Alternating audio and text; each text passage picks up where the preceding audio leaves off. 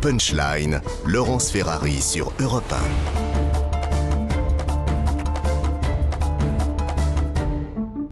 On se retrouve dans Punchline sur CNews et sur Europe 1 avec Jean-Claude Dacier, avec Maître Golnadel, très attentif, Prisca Thévenot de La République En Marche, et François Pupponi, député apparenté Modem du Val d'Oise.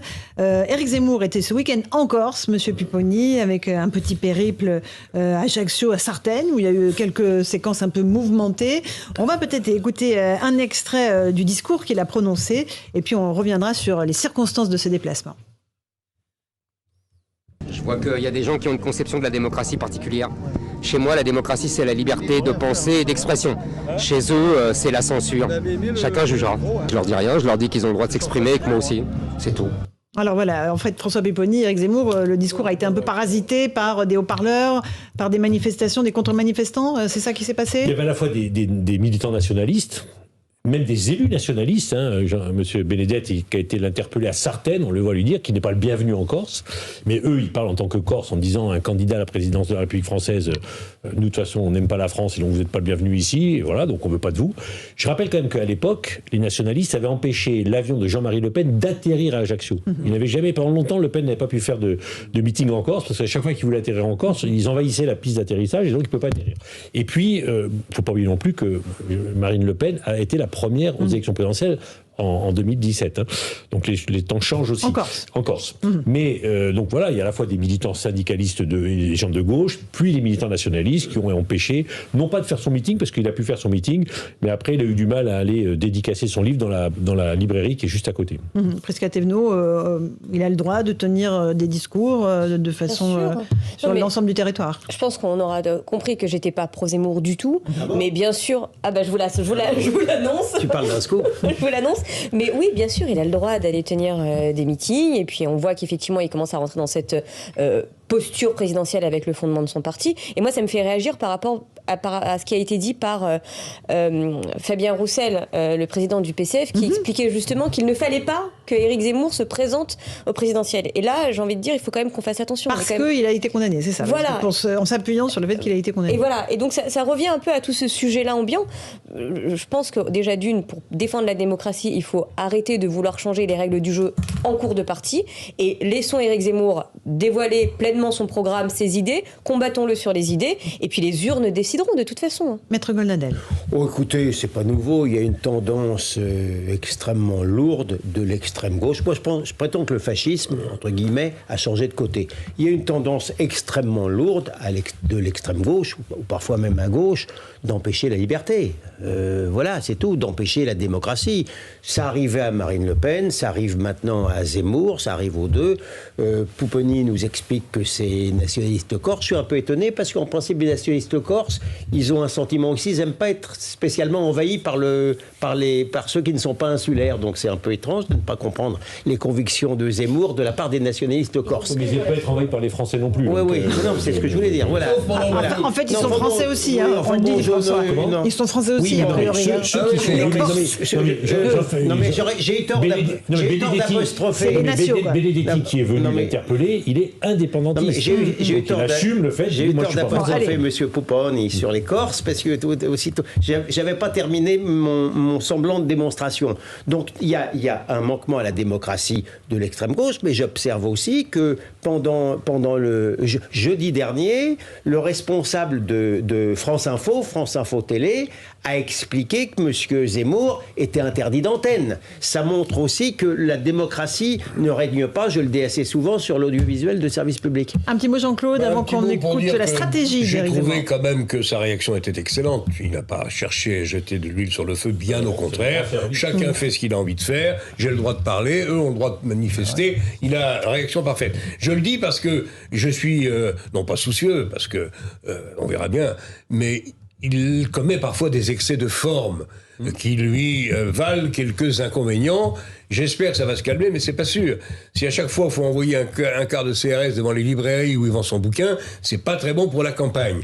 Donc rien concédé sur le fond de son discours, qui est à mes yeux, très satisfaisant sur beaucoup de points. Pas sur tous, mais en revanche, qu'il nous épargne des sorties de forme qui tiennent je ne sais pas à quoi. J'espère que c'est pas le souci. J'espère que c'est pas le souci simplement d'attirer l'attention absolument. Le fond suffit.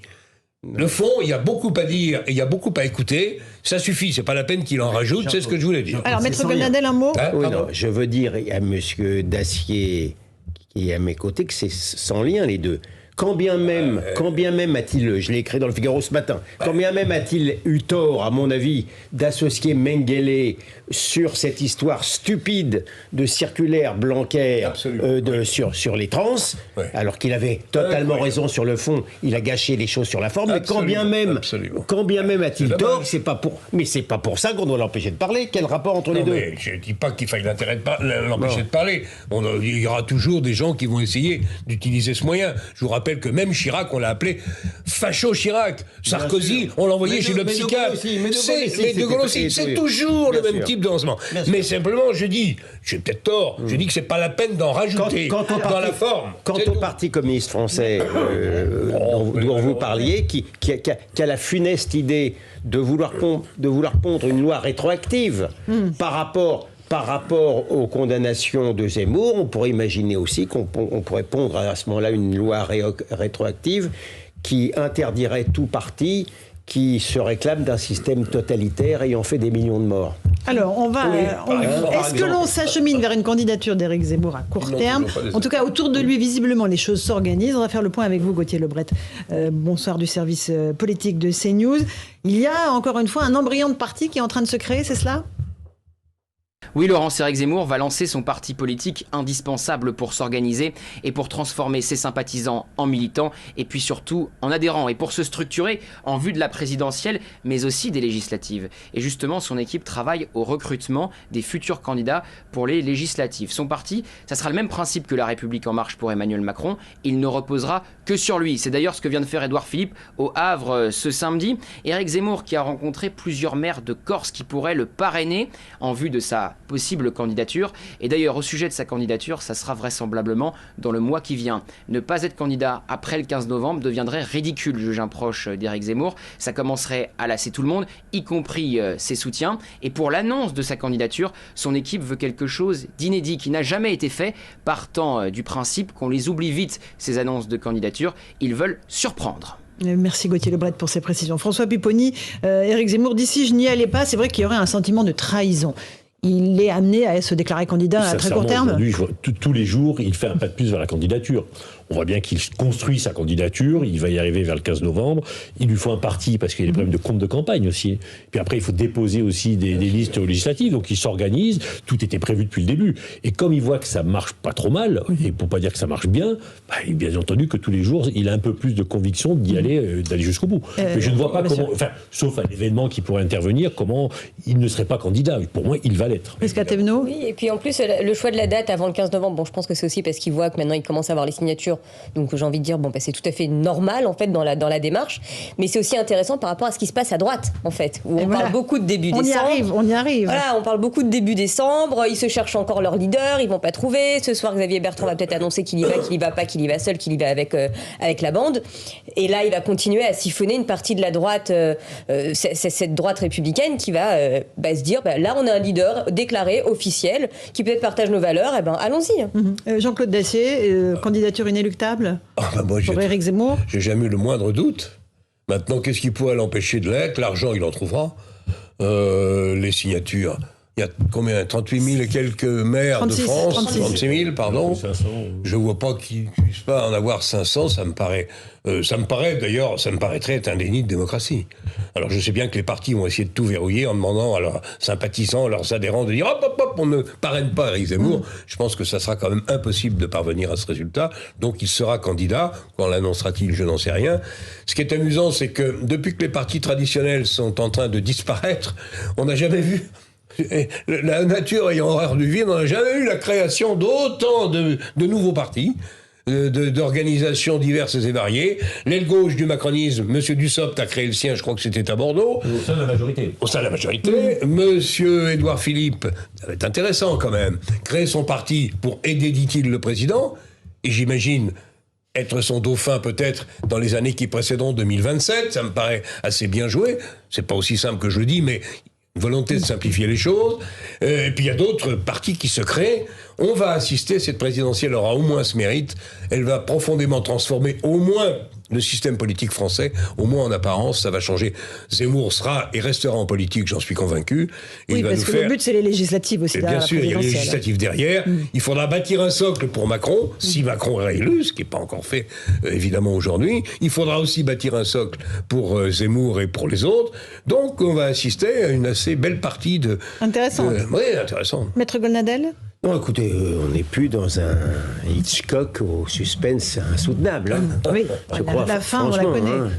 Donc on y vient doucement. Je souscris tout à fait à l'analyse de Priscilla sur le fait qu'il y a une sorte de course peut-être par rapport à la droite de chez les Républicains qui est quand même en train de lentement et sûrement, si j'ose dire, les Républicains deviennent une marque déceptive, un peu comme la République en marche, un peu.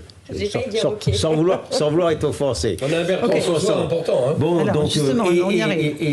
Et Pupponi a raison aussi, dans le sens où il est obligé, pour des raisons d'ailleurs financières, et ensuite pour plus tard de créer un parti, mais je pense que c'est pas une ardente obligation, parce que les partis n'ont pas la cote. Et dans ce monde individualiste, on aime bien les comme la individus. République en marche. Qu'est-ce le parti Bien sûr, non mais tu as raison.